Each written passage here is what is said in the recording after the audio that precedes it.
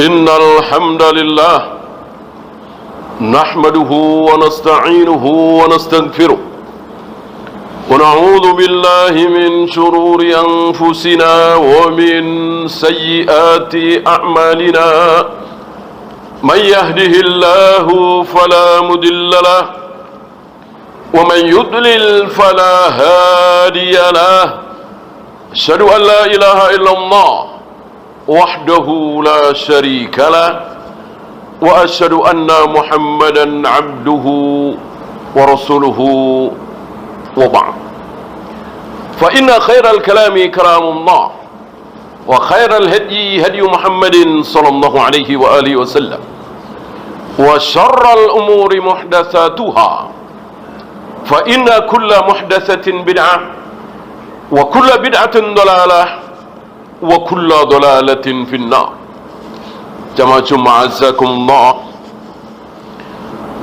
seandainya orang-orang Yahudi itu baik, punya belas kasih, jujur, amanah, mau berdamai dengan kaum muslimin, tidak kejam, tidak bengis, kita nggak suka. Justru kita sedih.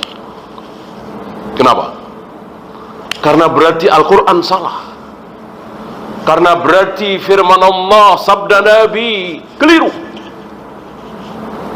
Allah dan Rasulnya, Al-Quran dan Sunnah dengan tegas-tegas menyatakan bahwa Yahudi, Bani Israel adalah al-maghdubi alaihim, bangsa yang terkutuk, bangsa yang dimurkai. Maka kalau mereka kejam, sadis, ingkar janji, nggak mau damai dengan kaum muslimin, memang itu sifat mereka. Maka mendemo Yahudi, meminta supaya Yahudi mau damai dengan kaum muslimin, menepati janji, dan seterusnya, percuma. Berarti mereka nggak paham dengan isi Al-Quran, nggak percaya dengan sabda Nabi alaihi salatu wassalam. Maka kaum muslimin ahlus sunnah tidak pernah merengek supaya Yahudi menjadi baik, karena nggak mungkin. Sudah dicap sebagai bangsa kera dan bangsa babi. Maka satu-satunya cara bagi kaum muslimin adalah bagaimana menghabisi mereka, membantai mereka, menjajah mereka, mengkerdilkan mereka, dan seterusnya. Dan itu akan terjadi sebagaimana disabdakan oleh Nabi alaihi salatu wassalam, sampai batu pohon berada di pihak kaum muslimin bisa bicara. Tentu itu belum terjadi. Entah di tahun berapa, kita tidak ragu dengan sabda Nabi alaihi salatu wassalam tentang adanya pohon gorkot. Kecuali pohon gorkot, selain pohon gorkot mereka akan bisa bicara. Kata siapa? Kata Nabi SAW, manusia yang tidak pernah berbohong sekalipun. Sementara manusia terbaik nomor 2 yaitu Nabi Ibrahim, seumur hidup pernah berbohong 3 kali, itu pun tauriah. Nabi Muhammad SAW, manusia termulia di muka bumi ini, sekali saja belum pernah bohong. Maka ucapan beliau tentang pohon yang akan bisa bicara, ya muslim warai yahud faqtulhu, wahai muslim, ini di belakangku ada Yahudi, bunuhlah. Sampai segitunya. Tapi itu nanti. Dan sekali lagi kita tidak ragu dengan kebenaran sabda Nabi alaihi salatu wassalam, yang barangkali orang-orang Yahudi sekarang mencibir, sebagaimana Abu Sufyan dan bala tentaranya mencibir Nabi SAW saat Nabi membikin parit Khandaq supaya pasukan Abu Sufyan tidak bisa masuk ke Madinah. Intinya beliau dan para sahabat tidak kuasa menghadapi pasukan Abu Sufyan, kan? Tapi apa kata Nabi? Ketika beliau memecahkan batu besar 3 kali pukul, sementara puluhan sahabat memukul tidak pecah-pecah. Pukulan pertama mengeluarkan percikan cahaya, begitu pula kedua, ketiga, dan beliau mengatakan cahaya pertama menampakkan singgasana Romawi, itu akan dikuasai oleh kaum muslimin. Yang kedua Parsi akan dikuasai oleh kaum muslimin. Abu Sufyan yang waktu itu masih kafir dan kafir Quraisy mencibir. Menghadapi tentaraku saja tidak sanggup, ini sok-sokan katanya mau mengalahkan Romawi dan Parsi. Kenyataan di zaman Umar bin Khattab, belum sampai puluhan tahun, belum sampai 20 tahun dari Nabi wafat, ya kan? Kunci gerbang Romawi, Syam, ibu kota Romawi, diserahkan oleh para batrik, oleh para pembesar mereka kepada kaum muslimin. Shadaqah Rasulullah sallallahu alaihi wasallam. Nah, yang ini belum terjadi, tapi kita tidak ragu bahwa cepat atau lambat mereka akan dikalahkan oleh kaum muslimin. Bagaimana hari ini? Ya tentu kita berharap, sangat berharap adanya pemimpin muslim yang punya pasukan, punya jenderal, punya pesawat tempur, untuk marah, untuk faham terhadap firman Allah ini, untuk tidak diam saja. Karena orang dolim gak bisa sedolim Yahudi dengan himbauan, dengan pernyataan, dengan duduk di meja, dengan diskusi, dialog, gak bisa. Satu-satunya cara. Tidak mungkin Nabi keliru dalam sabdanya. Aqulu qawli hadza astaghfirullah li wa lakum.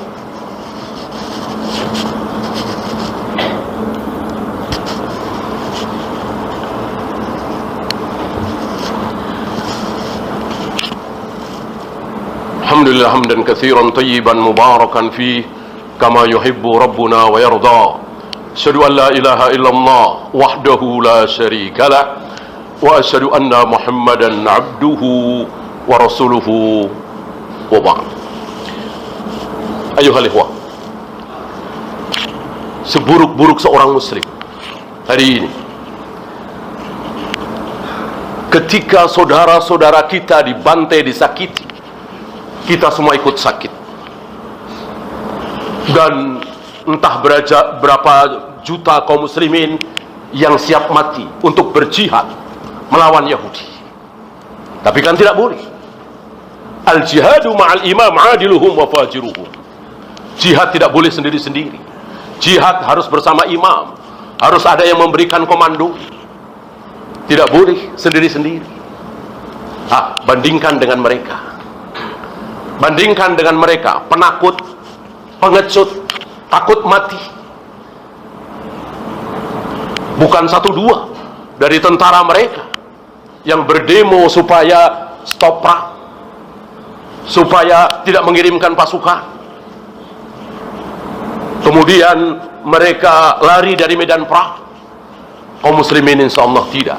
Karena seluruh kaum muslimin faham dan yakin mati dalam peperangan, mati syahid, seluruh dosanya diampuni, bahkan tidak perlu disolati, tidak perlu dikafani. Beberapa sahabat yang mati syahid tidak disolati oleh Nabi, tidak dikafani, dikubur dengan pakaiannya yang penuh darah, nanti akan dibangkitkan di padang mahsyar dengan keadaan seperti itu, dan itu menjadi kebanggaan yang luar biasa. Jadi kaum muslimin yang pernah berzina, yang pernah berjudi, yang pernah minum khamar, yang pernah ninggalin sholat sekian tahun, begitu mati syahid dijamin ampun semua, seluruh dosa diampuni. Ini kaum muslimin beda dengan mereka. Sebetulnya kaum muslimin punya modal yang luar biasa, tapi sayang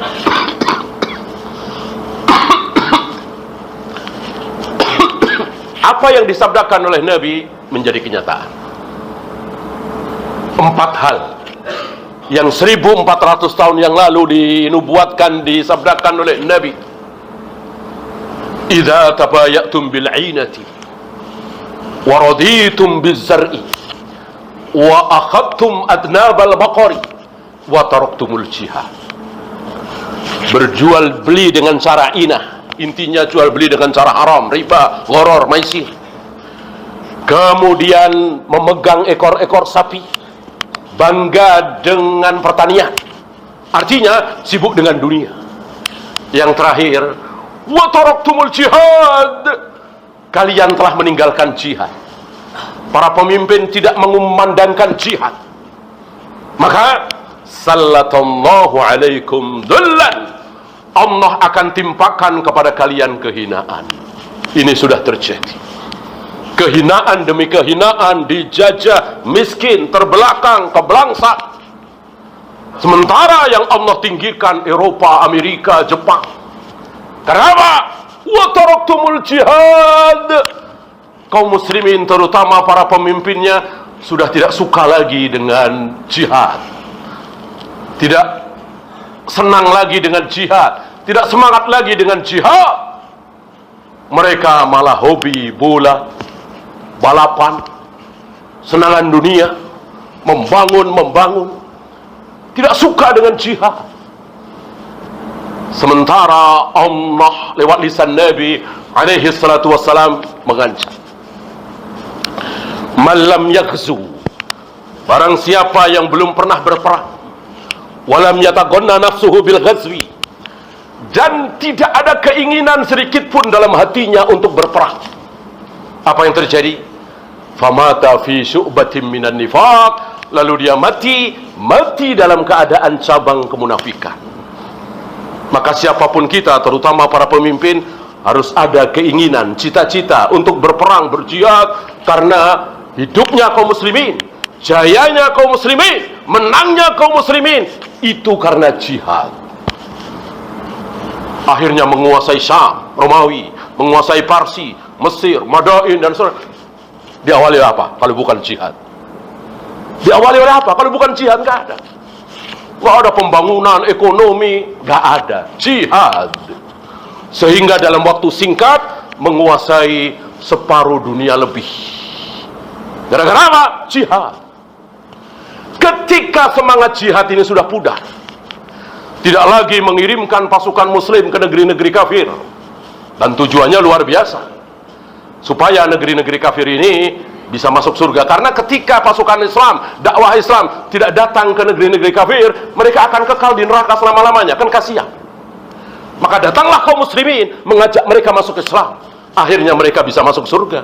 Walaupun barangkali awalnya dengan terpaksa, baca syahadat, masuk Islam, tidak mau bayar pajak, mahal sekali, zakat kan cuma 2,5%, nggak masalah. Lama-lama menjadi sadar, menjadi Islam yang baik, dan itu jutaan contohnya. Nah, ketika semangat jihad sudah tidak ada, tidak lagi mengirimkan pasukan ke negeri-negeri kafir, gantian orang-orang kafir yang mendatangi negeri-negeri muslim, Belanda ke Indonesia, Inggris ke Malaysia, Italia ke sini, Amerika ke sini, dan seterusnya. Gantian. Itu terjadi 300 tahun yang lalu, 200 tahun yang lalu, bahkan sampai hari ini. Ketika Islam tidak mau jihad, gantian Islam dijajah, dikuasai, dan itu yang terjadi. Allahumma salli ala Muhammad wa ala ali Muhammad kama sallaita ala Ibrahim wa ala ali Ibrahim innaka Hamidum Majid. Allahumma ighfir lil muslimina wal muslimat wal mu'minina wal mu'minat al ahya'i minhum wal amwat.